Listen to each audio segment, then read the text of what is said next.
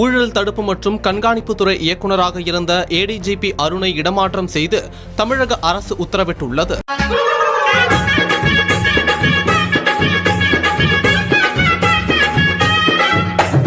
அவரை ஊனமாஞ்சேரியில் செயல்பட்டு வரும் போலீஸ் அகாடமியின் இயக்குநராக அதிரடி உத்தரவு பிறப்பிக்கப்பட்டுள்ளது.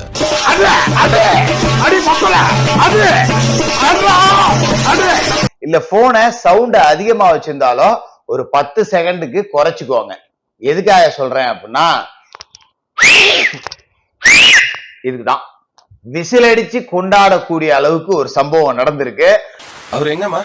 குடிச்சுட்டு ரூமுக்குள்ள டான்ஸ் ஆடுறாரா.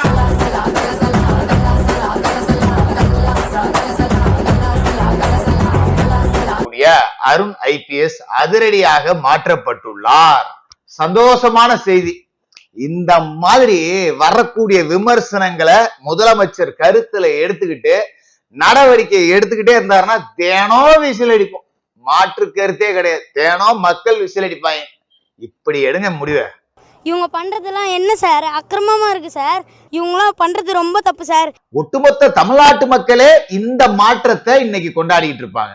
ஏன்னா விதைச்ச வேண அப்படி. கிட்டத்தட்ட திமுகவோட மாவட்ட செயலாளர் நான் அப்படி என்ற சொல்றவங்க சொல்லுவேன், என்னெல்லாம் சொல்றதா இருந்தா திமுக சொம்புன்னு சொல்லாத, திமுக அண்டான்னு சொல்லு. ஏன்னா நான் இவ்வளவு ஆதரிக்கல திமுகவை, நான் இவ்வளவு ஆதரிக்கிறேன். உனக்கெல்லாம் மானம் சூடு சொரணை ஈனம் எதுவுமே கிடையாதா?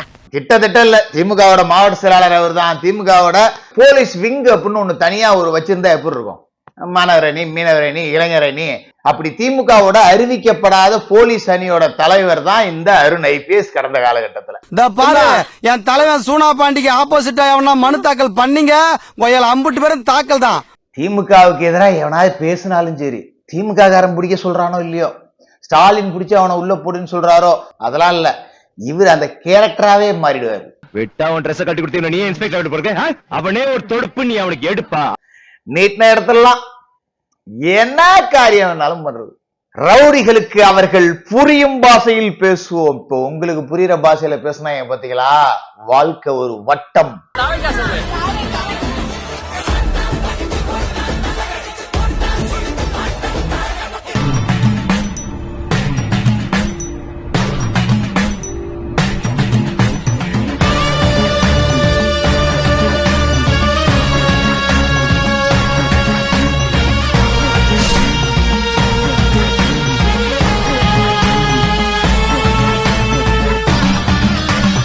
நம்ம சேனலோடைய வளர்ச்சிக்கு நீங்கள் கான்ட்ரிபியூஷன் செய்யணும் அப்படின்னு நினச்சிங்கன்னா இந்த QR கோட் மூலமாக உங்களால் முடிஞ்ச அமௌண்ட்டை நீங்கள் கான்ட்ரிபியூஷனாக நம்ம சேனலுக்கு அடிக்கலாம். நன்றி. அது இப்போ பிரச்சனை இல்லை, சீக்கிரமாக மாறி விடுவார். அதனால் அது பற்றி ஒன்றும் கவலைப்பட வேண்டாம். முதல்வர் எல்லாவற்றையும் பார்த்து கொண்டு இருக்கிறார். முதல்வருக்கு எதுவும் தெரியாது என்று யாரும் நினைக்க வேண்டாம். எல்லாவற்றையும் முதல்வர் கவனித்துக் கொண்டிருக்கிறார். லஞ்ச ஒழிப்புத் துறையில் என்ன நடக்கிறது என்பதையும் முதல்வர் கவனித்துக் கொண்டிருக்கிறார்.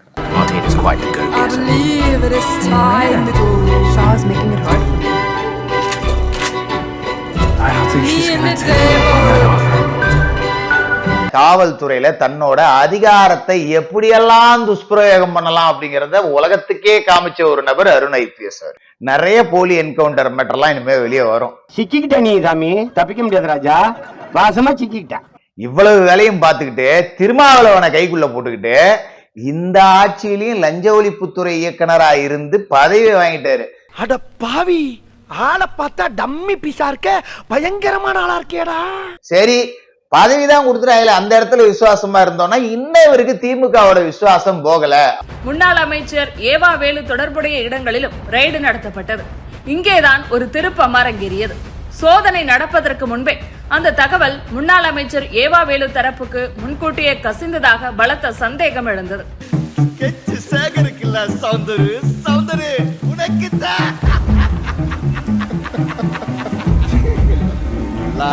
அவசரம். செந்தில் பாலாஜி தப்பிச்சிட்டாரு, அசோக் தப்பிச்சிட்டாரு, ஏவா வேலு தப்பிச்சிட்டாரு. நேத்து நாங்க ஓட உள்ள ஒளிய உள்ள ஓடுற பழக்கம் திமுக ஆரம்பிக்க எவனுக்குமே கிடையாது. இனிமே நீ நினைச்சாலும் ஓட முடியாதுப்பா, போட்டு கொடுக்க ஆள் இருக்காது.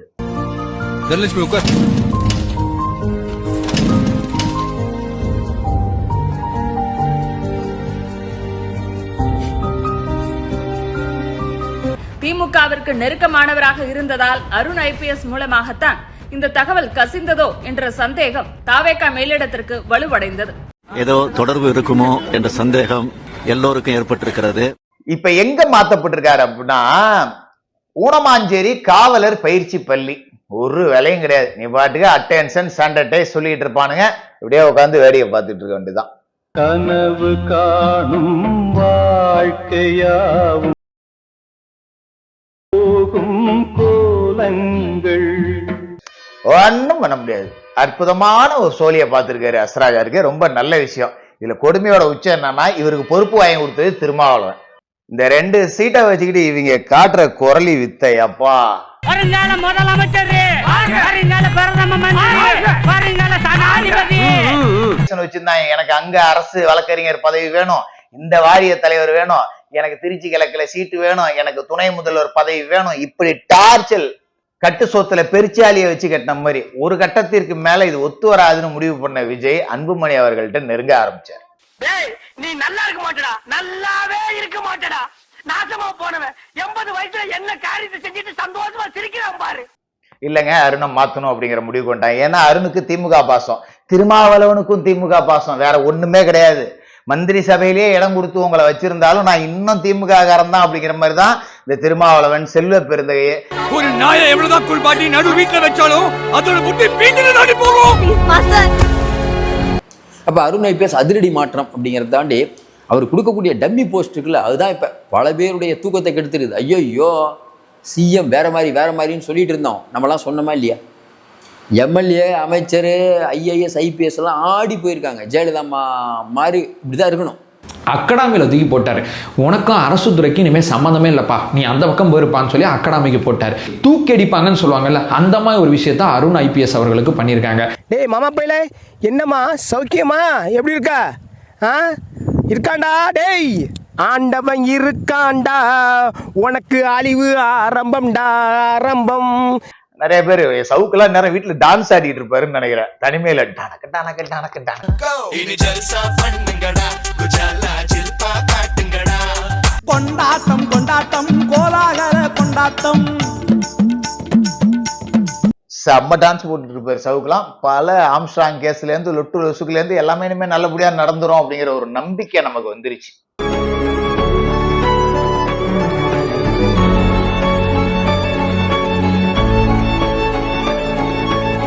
ரொம்ப சிறப்பு. இந்த மாற்றம் அப்படிங்கிறது தான் மாற்றம் தாரேன் அப்படின்னு சொன்ன இந்த டிவிக்கு அரசு கொடுத்த ஒரு எக்ஸ்ட்ரீமான மாற்றம். Talk less work more mode தான், அதுதான் நம்ம பாலிசியே.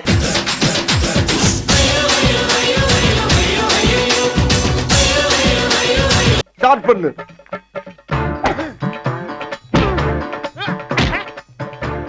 இங்கிட்டு வா. அப்படியா படைக்கலடி படைக்கல, மண்டையில மட்டும் அடிச்சிடாத, கொலைகேஸ்ல உள்ள போயிருவேன்.